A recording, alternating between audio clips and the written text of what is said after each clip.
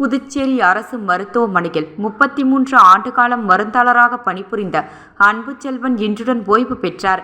அவருக்கான பணிப்பிரிவு உபசரிப்பு விழா அரசு மருத்துவமனையில் நடைபெற்றது. இதில் ஏராளமான மருத்துவர்கள், செவிலியர்கள் மற்றும் ஊழியர்கள் கலந்து கொண்டு அவருக்கு வாழ்த்துக்களை தெரிவித்தனர்.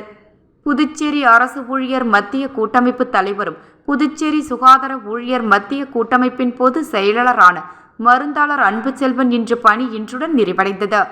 அன்புச்செல்வன் தனது பணிகாலத்தில் சுகாதாரத்துறையில் 33 ஆண்டுகளுக்கு மேலாக தொழிற்சங்கவாதியாக செயின்ட்ரஸ் மடத்தை வீதியில் இருக்கும் அத்திவரதர் கோயிலுக்கு நிர்வாக அதிகாரியாகவும் பல வெற்றிகளை பெற்றுத்தந்த அருமை தலைவர். சுகாதாரத்துறையில் டாக்டர் மற்றும் செவிலியர், தொழில்நுட்ப வல்லுநர்கள், மருந்தாளர்கள், சுகாதார ஊழியர்கள் பல போராட்டங்கள் மூலமாக, அமைதியாக பேசிய வார்த்தை மூலமாக பல வெற்றிகளை பெற்றுத்தந்தவர். இப்படி பல்வேறு பொறுப்புகளை வகித்த அவர் இன்று பணி ஓய்வு பெற்றார். அவருக்கான பணி ஓய்வு பிரிவு உபசார விழா அரசு மருத்துவமனை கருத்தரங்க கூட்டத்தில் நடைபெற்றது.